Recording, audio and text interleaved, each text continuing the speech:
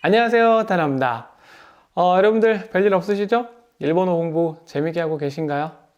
오늘도 여러분들 일본어 능력 향상에 도움이 되는 얘기를 좀 들려드릴까 하는데, 오늘의 주제는요, 듣기 능력 향상에 좋은 공부법입니다.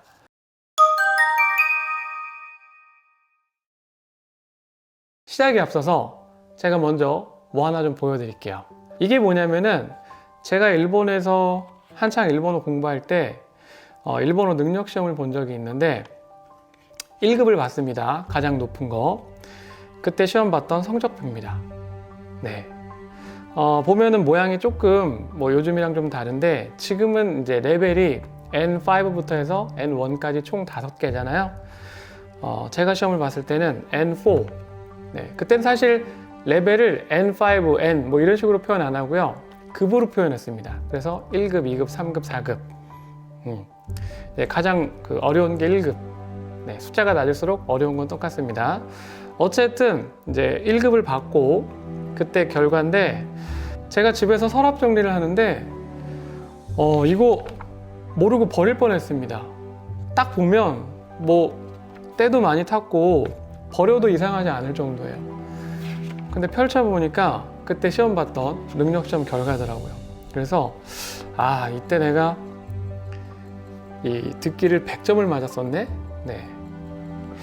이런 이제 또 추억도 있고 해가지고 여러분들에게, 다른 건 뭐 내세울 점수는 아닙니다. 하지만 제일 높은 레벨의 듣기 100점 만점을 받았고, 저는 이제 이런 식으로 공부했다 라는 내용을 좀 들려드릴까 하고 꺼내 봤어요. 자, 본론으로 돌아가서 일본어 능력 시험 듣기 어떻게 하면 잘 볼 수 있을까?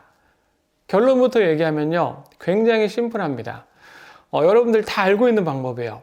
결론부터 말하면, 네, 여러분들 황당해 하지 마세요.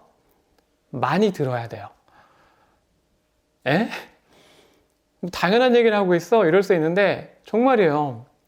많이 들어야 잘 들립니다. 자, 우리 한번 생각해 볼까요? 우리 일본어 공부하시는 학습자 여러분들, 평소에 진짜 일본어를 얼마나 들으세요? 물론 드라마라든지 애니메이션이라든지 일본 문화를 좀 소비하시는 분들은 그나마 다행입니다. 이렇게 문화라도 소비하면 정말 다행인데, 대부분 아마 그렇지 않을 겁니다. 그쵸? 뭐 교재 열심히 보면서 공부한다든지, 뭐 제 강의를 듣는 분들은 강의 중에 나오는, 네, 그런 지문, 제가 예문 읽어주는 거, 그 정도 듣는 게 전부일 거예요. 자, 요 정도 해서는 사실 시험에서 듣기 능력 좋은 점수 받기가 굉장히 힘들죠. 실제로 한번 여러분들이 생각해 보세요. 내가 평소에 하루에 얼마나 일본어를 듣고 있을까? 자, 여기에서 시작을 하면 듣기 능력 좋아지는데 굉장히 이제 쉽게 갈 수 있어요. 실제로 여러분들이 지금 스스로를 한번 체크해 보고, 생각만큼 별로 듣지 않는다 라고 한다면 많이 들으면 됩니다. 근데 여기서 중요한 게 있어요. 저는 이제 두 가지로 나눠서 접근을 하고 싶은데, 만약에 내가 시험을 잘 보고 싶다 라고 한다면 시험에 최적화된 자료들을 많이 들어봐야 됩니다.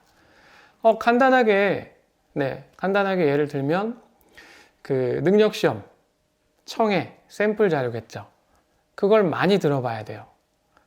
그리고 나는 능력시험보다는 그냥 회화를 잘하고 싶고 잘 듣고 싶다 라고 한다면 실제 일상 회화를 많이 들으면 돼요. 뭐 어려운 거 아니죠? 그죠? 심플해요. 그러면 일상 회화, 일본인 친구가 있으면 좋겠지만, 뭐 일본인 개인 과외 선생과 일본어 회화 공부를 하면 좋겠지만, 그렇지 않다면 나름의 방법을 찾아야 되고, 결국에는 드라마라든지 애니메이션, 네, 이런 걸 많이 들어야 됩니다. 근데 여러분들 이 문화로 공부할 때 중요한 게 있어요. 여러분들이 일상회화를 잘하고 싶으면 일상회화가 많이 나오는 그런 장르를 접해야 됩니다. 네. 맹모 삼천지교라고 여러분들 다 아시죠? 환경에 굉장히 영향을 받습니다. 예를 들어서 일상회화를 잘하고 싶은데 야쿠자 영화를 많이 봐요. 그러면 어떻게 될까요? 제가 뭐 설명 안 드려도 알겠죠? 그죠? 일상회화를 잘하고 싶은데 애니메이션을 많이 보고 그 안에 독특한 캐릭터의 말투를 따라해. 일본어는 뭐 어느 정도 할 수 있게 될지 모르겠지만 굉장히 어색한 표현. 네. 그 만화 속 캐릭터 같은 표현만 하겠죠. 그래서 처음 공부하실 때는 그 길을 잘 들여야 되는데 그런 의미에서 장르를 잘 여러분들이 선택을 해야 됩니다. 제일 무난한 게 그 홈 드라마. 네, 좀 따뜻한 가족을 소재로 한 이런 드라마라든지 아니면은 그 직장, 네, 직장 생활을 다룬 뭐 여러 가지 괜찮은 드라마들 많이 있습니다. 지금 조금 생각을 해보면 뭐 키무라 타쿠야가 나오는 프라이슬리스라든지 남자 가정부를 소재로 한 나기사라든지 어쨌든 뭐 이런 장르의 드라마를 소비하는 게 좋아요. 접하는 게 좋습니다. 네, 생뚱맞게 뭐 시대극, 네, 재미만 추구하면서 시대극을 많이 듣는다든지 뭐 야쿠자 영화를 많이 듣는다든지 보면서 일본어를 듣는다든지 이렇게 되면은 안 늘지는 않겠지만 효율이 아무래도 조금 떨어질 수밖에 없겠죠. 그죠? 굉장히 상식선에서 제가 지금 얘기를 하는 건데 조금만 생각을 하면 뭐 누구나 다 접근할 수 있는 건데 놓치는 경우가 많더라고요. 어쨌든 이렇게 해서 여러분들이 많이 들어야 잘 들을 수 있고 시험에서도 좋은 점수를 기대할 수가 있다. 이 얘기를 해드리고 싶네요.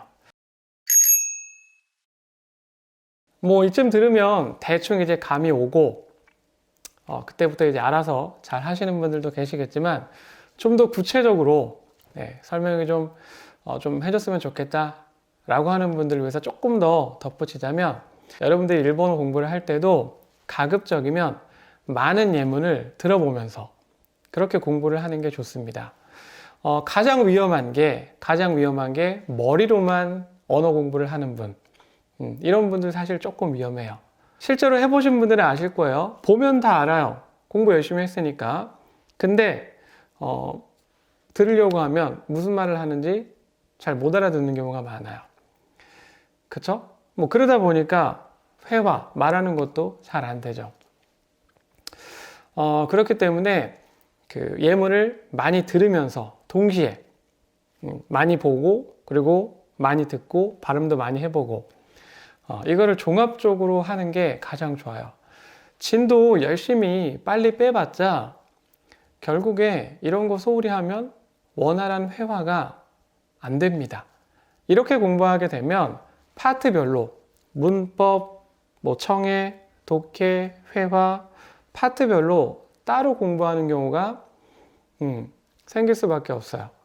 그러니까 여러분들이 기왕이면은 뭐 당장 능력 시험이 급한 게 아니라면 종합적으로 문법을 공부하면서 뭐 강의도 보면서 그리고 그거 관련된 문제를 풀어보는데 활자에만 지문만 보고 눈으로만 푸는 게 아니라 실제 예문도 들어가면서 플레이 해가면서 이렇게 종합적으로 하면 평소에 이런 습관을 들이면 능력 시험에서도 좋은 점수를 받을 수밖에 없고 그리고 회화 능력도 좋아지고 그리고 여러분들 뭐 드라마나 애니메이션 같은 거 보면은 들리는 것도 많아집니다.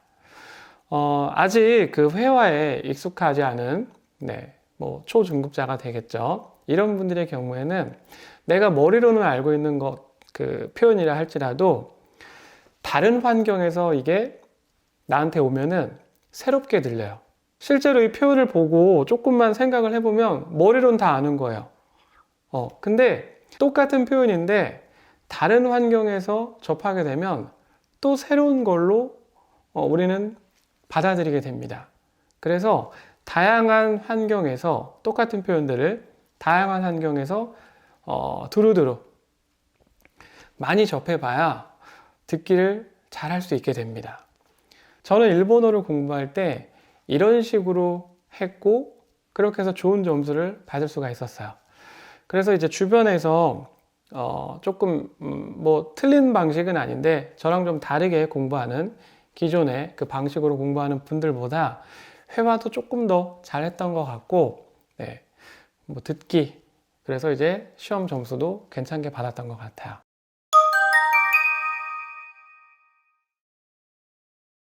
뭐 사설이 조금 길어졌는데 마지막으로 정리하면 이렇습니다. 여러분들 듣기 능력을 강화시키려면 많이 들어라.